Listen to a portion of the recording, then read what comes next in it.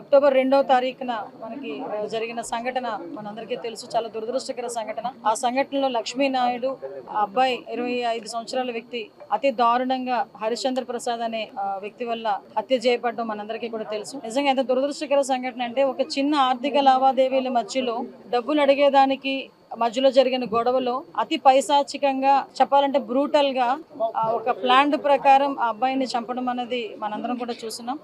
Information తెలుసుకున్న వెంటనే పోలీసులు ఇమీడియట్ గా ఆ అబ్బాయిని పట్టుకుని మళ్ళీ రిమాండ్ కూడా పంపించడం జరిగింది. ఈ హత్య జరిగిన సందర్భంలో హరిశ్చంద్ర ప్రసాద్ వాళ్ళ తండ్రిని కూడా అదుపులోకి తీసుకొని అతను కూడా ప్రొవోక్ చేస్తున్నారు, అతను కూడా హత్యకు ప్రేరేపించారు అన్న సంగతి తెలుసుకొని తండ్రిని కూడా ఇమీడియట్ గా కస్టడీలోకి తీసుకొని వాళ్ళిద్దరినీ కూడా ఇప్పుడు రిమాండ్కి పంపించడం జరిగింది. ఈ హత్య కేసుని సమగ్రంగా విచారణ జరిపించడమే కాదు, ఎక్కడా కూడా ఎటువంటి ప్రలోభాలకి లొంగకుండా, ఎక్కడ ఎటువంటి ఇబ్బందులు కలగకుండా, ఎవరైతే బాధిత మహిళ ఎవరైతే ఉన్నారో తనకి న్యాయం జరిగే క్రమంలో ఈ రోజు గవర్నమెంట్ చర్యలు తీసుకునే విధంగా కేసు కూడా కట్టడం జరిగింది. ఈ ఆర్థిక లావాదేవీలతో పాటు ఈ అమ్మాయిని కొంచెం హెరాస్మెంట్ కూడా చేస్తున్నాడు అన్న సంగతి తెలుసుకొని ఇమీడియట్ గా దాని మీద కూడా కేసులు కట్టడం జరిగింది. ఇమీడియట్ గా రిమాండ్ కూడా పంపించడం జరిగింది. మీ అందరికీ తెలుసు ఈ అమ్మాయికి కూడా, సుజాతకి కూడా 2 చిన్న బిడ్డలు. ఆ అమ్మాయికి కూడా 1 సంవత్సరం ఆడపిల్ల, ఇంకొక 4 సంవత్సరాల ఆడబిడ్డ. అయితే ఈ హత్య జరిగేటప్పుడు ఆ లక్ష్మీనాయుడుతో పాటు వాళ్ళ తమ్ముళ్ళైన పవన్, అదేవిధంగా పినతండ్రి కొడుకైన భార్గవ్, వీళ్ళిద్దరూ కూడా తనతో పాటు ఆ బండి మీద ఉండటం కూడా మనందరికీ తెలుసు. వాళ్ళిద్దరు కూడా ఈ రోజు ఇంజూరీస్ అయ్యి వాళ్ళందరూ గాయపడి ఈ రోజు గుంటూరు హాస్పిటల్లో ఈ రోజు అక్కడ ఉండటం కూడా జరిగింది. అయితే మనందరికీ తెలియాల్సిన విషయం ఏంటంటే ఈ రోజు గవర్నమెంట్ కూడా కంపల్సరిగా ఈ బాధిత మహిళకి, మన సుజాతకి కంపల్సరిగా న్యాయం జరగాలి, అదేవిధంగా వాళ్ళ తల్లిదండ్రులు కూడా న్యాయం జరగాలనే దృక్పథంతో ఈ రోజు మేమందరం పాటు పనిచేస్తున్నాం.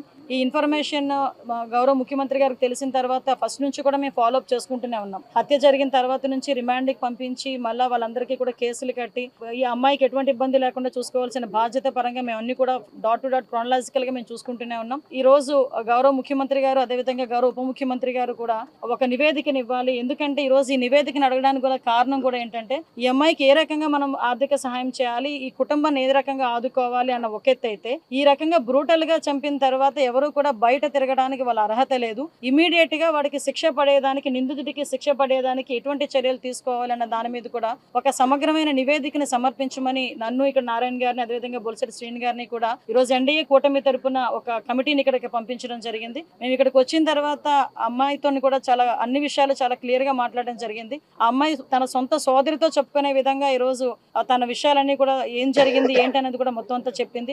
గౌరవ ముఖ్యమంత్రి గారు కూడా సాక్షాత్తు అమ్మాయితోని మాట్లాడడం జరిగింది, తనకి భరోసా ఇవ్వటం జరిగింది. అమ్మాయిని అన్ని విధాల కుటుంబ పరంగా, అదేవిధంగా అన్ని విధాల అమ్మాయిని ఆదుకుంటామని చెప్పి అమ్మాయికి భరోసా ఇవ్వడం జరిగింది. ఈ అమ్మాయి ఒకటే కోరుకుంటుంది, ఈ రోజు నన్ను ఇబ్బంది పెట్టి ఈ రోజు నా బిడ్డలకి తండ్రి లేని బిడ్డలను చేశారు, నాకు అన్యాయం జరిగింది, వాడికి ఎట్టి పరిస్థితుల్లోని శిక్ష పడాలి, ఎట్టి పరిస్థితులు బయటికి రాకూడదు, నాకులాగా ఏ అమ్మాయికి కూడా జరగకూడదు అని నన్ను దండం పెట్టి అడిగిందాం. నిజంగా చేయాల్సిన బాధ్యత కూడా మా అందరి మీద కూడా ఉంది ఈ రోజు. ఎందుకంటే ఎలా పడితే అలా ఇష్టానుసారంగా మేము చెప్పిందే వేదం, మేము ఎలా చెప్తే అలా జరుగుతుంది అనుకునే రకంగా ఉండి, ఎలా పడితే అలాగ అమ్మాయిలు ఇబ్బందులు పెట్టే పరిస్థితి వచ్చి ఇలా చంపుకునే పరిస్థితులు వస్తే డెఫినెట్ గా గవర్నమెంట్ చూస్తూ ఊరుకునే పరిస్థితి లేదు. డెఫినెట్ గా దీని మీద మార్నింగ్ కూడా మేము మాట్లాడినప్పుడు కూడా గౌరవ ముఖ్యమంత్రి గారు రిమాండ్ లో ఉన్న అతను బెయిల్ మీద బయటికి రాకుండానే శిక్ష పడే పరిస్థితి రావాలి, దానికి తగ్గట్టుగా న్యాయ నిపుణులతో సంప్రదించండి, వీలైతే ఒక స్పెషల్ కోర్టు కూడా ఏర్పాటు చేసి ఆ నిందితుడికి శిక్ష పడేట్టు చేయాలి అని చెప్పి గౌరవ ముఖ్యమంత్రి గారు కూడా ఆదేశాలు జారీ చేయడం జరిగింది. దానికి అనుగుణంగా ఈ రోజు మేమందరం కూడా పనిచేయడం జరుగుతుంది. నేను ఒకటే వినవించుకుంటున్నా, ఈ రోజు ఒక ఆడబిడ్డ తాలూకా కన్నీళ్ళు, ఒక ఆడబిడ్డ తాలూకా ఆవేదన, ఒక కుటుంబం, ఒక తల్లి తండ్రి తాలూకా కడుపు కోత.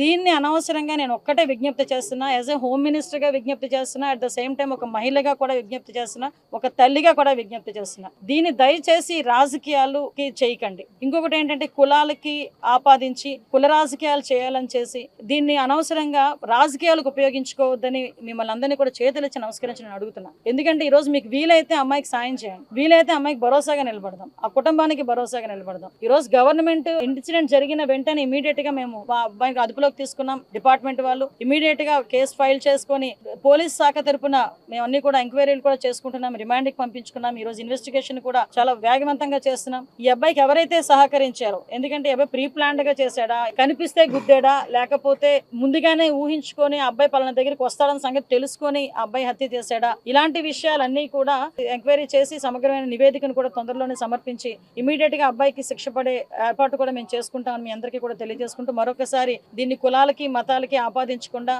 ఈ అమ్మాయి భవిష్యత్తుని రాజకీయం చేయకుండా, ఆ అమ్మాయికి జరిగిన అన్యాయాన్ని రాజకీయం చేయకుండా, వీలైతే అందరూ కూడా మానవతా దృక్పథంతో అమ్మాయికి సపోర్టివ్ గా నిలబడాలని మనస్ఫూర్తిగా కోరుకుంటున్నాం.